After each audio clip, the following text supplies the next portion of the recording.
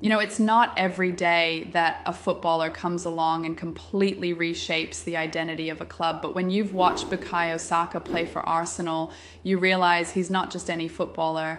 I've been an Arsenal fan for as long as I can remember, through the highs of the Invincibles and the lows of mid-table obscurity.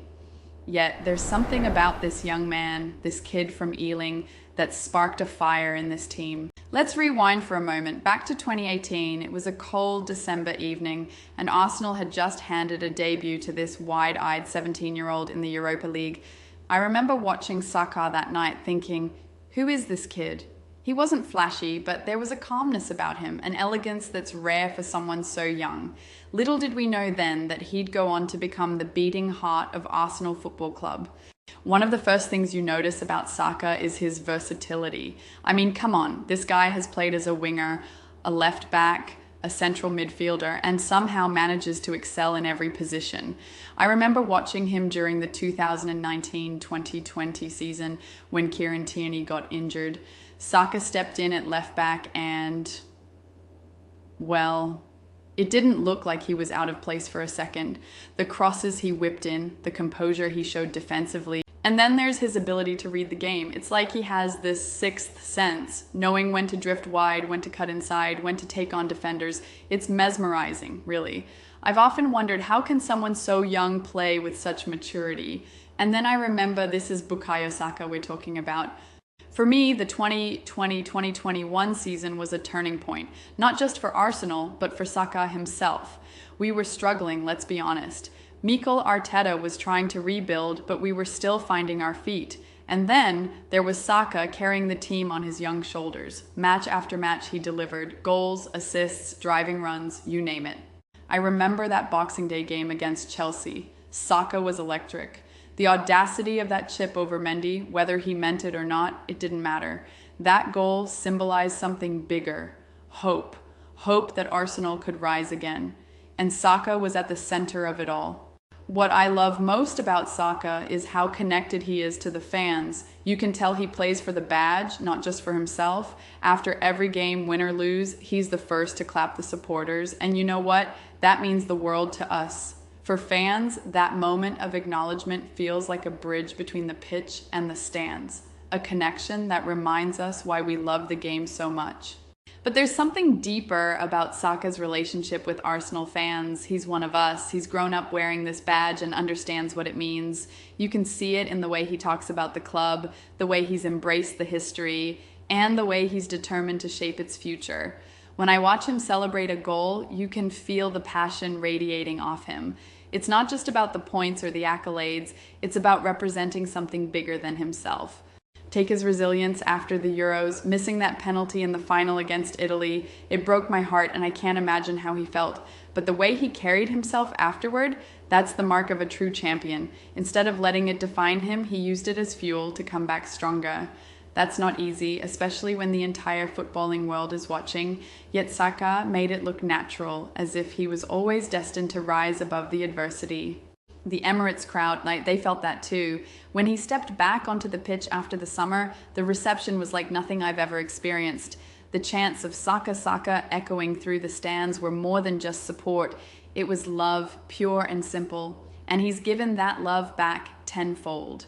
Whether it's through his performances or his humility off the pitch, Saka embodies what it means to be a gunner. And you know, it's not just the fans who see this. You can tell his teammates adore him too. Watch any interview and they can't stop praising him, not just for his talent, but for the kind of person he is. That's rare in football. It's one thing to be a great player, but to be universally loved and respected, that's something special. What Saka represents is more than football. It's resilience, unity, and heart. It's about never giving up, no matter how tough things get.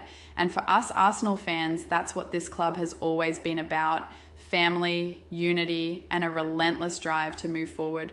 Watching him play, you can't help but feel proud of him, proud of the club, and proud to be part of something so much bigger than just a game. Saka's impact goes beyond the goals and assists. He's a tactical nightmare for opposition teams. His ability to draw defenders out of position opens up so much space for his teammates. I mean, just look at how Martin Odegaard thrives playing alongside him. The chemistry they've built on that right-hand side, It's poetry in motion. But there's another layer to his brilliance, his pressing game. Watching Saka chase down defenders is like watching a lion hunt its prey, relentless, intelligent, and effective. He sets the tone for the rest of the team. When he presses, everyone follows, and suddenly Arsenal becomes this high-octane machine, suffocating opponents with energy and purpose. Think back to that game against Liverpool last season. Saka's work rate was off the charts. He'd win the ball high up the pitch, drive forward, and either create a chance or take one himself. It's moments like these that show why he's indispensable to this team.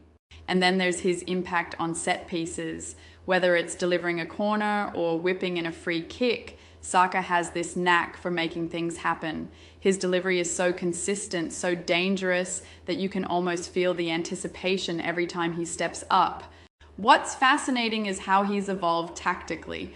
Early on, he was more of a traditional winger, hugging the touchline and taking on defenders, but now he's added layers to his game. He can come central, operate as a playmaker, and even act as a decoy to free up space for others.